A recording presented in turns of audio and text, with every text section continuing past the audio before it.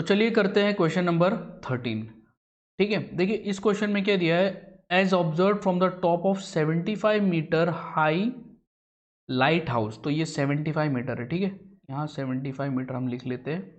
ये light house है, यहाँ पे एक लड़का खड़ा है from the sea level and as observe from the top of 75 metre high lighthouse from sea level ही नीचे है, यहाँ पे आपका समंदर आ रहा है। यहाँ पे वो लड़का खड़े होकर देख रहा है, दो उसको नाव दिख रही है। द एंगल ऑफ डिप्रेशन, यहाँ से जब देखा उसने, the angle of depression of two ship are 30 degree, तो पहला ये 30 डिग्री बन रहा है। फिर अगेन वही बात आती है, दो पैरेलल लाइंस ट्रांसवर्सल, तो अल्टरनेट इंटीरियर से ये 30 हो गया, तो ये भी 30 हो जाएगा आपका। ठीक है, अब एंड 45 दूसरा दिया है 45, तो ये बड़ा वाला जो होगा ये 45 होगा, ये 45 हो गया, मतलब यहाँ पे भी आपका 45 बनेगा। ठीक है, if one ship is exactly behind the other, तो मैंने जैसे बताया आपको एक के पीछे एक शिप है, ठीक है, on the same side of light house की तरफ ही है, सेम साइड है, ठीक है दोनों। Find the distance between the two ships, तो मेरे को ना ये डिस्टेंस निकालना है इसके बीच, और थोड़ा सा यहाँ पे छोटा डिस्टेंस में आपको दिख रहा होगा, बट इन दोनों के बीच का डिस्टेंस आपको निकालना है, यहाँ से लेकर यहाँ तक। ठीक है, तो इसको x मान लेते हैं, तो आपको x निकालना है। ठीक है, find the distance between the two ships, यानी x हम निकालेंगे। ठीक है, और कुछ बोला है इसमें, if one ship is exactly behind same side, find the distance, that's it, सिर्फ दो शिप के बीच का डिस्टेंस। ठीक है, जैसे हम अप्रोच करते हैं वैसे ही करेंगे, राइट। सबसे पहले घुसेंगे, अच्छा पहले नाम दे देते हैं, नामकरण जरूरी होता है, ए बी सी, इसको नाम दे देते हैं डी। ठीक है, तो इन ट्रायंगल छोटे वाले ट्रायंगल में, triangle A B C, tan अपना लगेगा वहां पे वापस, क्योंकि परपेंडिकुलर बाय बेस, ये बेस है। ठीक है, तो tan कितना वहां पे एंगल है 45, तो tan 45 equal to perpendicular by base, tan 45 1 होता है, परपेंडिकुलर कितना दिया है यहाँ पे ए बी, जो कि लाइट हाउस की हाइट है, अपॉन बेस जो कि बी सी है। ठीक है, तो क्रॉस मल्टीप्लाई करेंगे। अच्छा उससे पहले ए बी की वैल्यू हमें दे रखी है 75, तो 75 पुट कर लीजिए। मैं गिवन वगैरह लिखता नहीं हूँ, मैं आपको समझा देता हूँ, क्योंकि यहाँ पे जगह उतनी होती नहीं, तो आप एग्जाम में गिवन वगैरह सब पहले लिखेंगे, उसके बाद आप आगे क्वेश्चन को अप्रोच करेंगे। 75 अपॉन बी सी कितना है, बी सी को as it is B C लिख रहे हैं हम, क्रॉस मल्टीप्लाई करेंगे, बी सी बन जा B C equal to 75 degree. यहाँ पे हमें एक चीज मिली है बी सी, इसको एज इट इज रखेंगे, हो सकता है इसकी जरूरत पड़े आगे। ठीक है, नेक्स्ट क्या करते हैं, नेक्स्ट अभी हम लोग यहाँ पे पहले तो कलर चेंज करते हैं।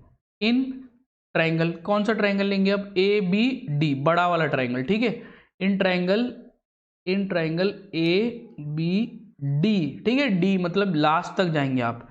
यहाँ पे अगेन आप डालेंगे tan की वैल्यू, बट इस बार tan कितना है आपको 30 डिग्री मिल रहा है, तो tan 30 equals to again perpendicular by base, tan 30 कितना होता है 1/√3।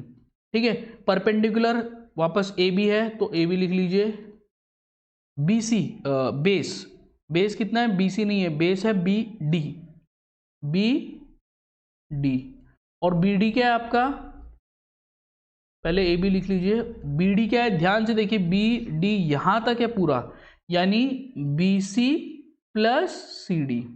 ठीक है, तो 1/√3 लिख लो, ए बी हमें पता है 75 लिख लो, बी सी हमें नहीं पता है, देखिए यहाँ पे अभी निकाला बी सी। ठीक है, फ्रॉम 1 वगैरह मैं लिखूंगा नहीं, तो मैं यहाँ पे कलर चेंज कर देता हूँ बस, बी सी, ये वाला बी सी जो है वो यहाँ पे 75 लिखेंगे।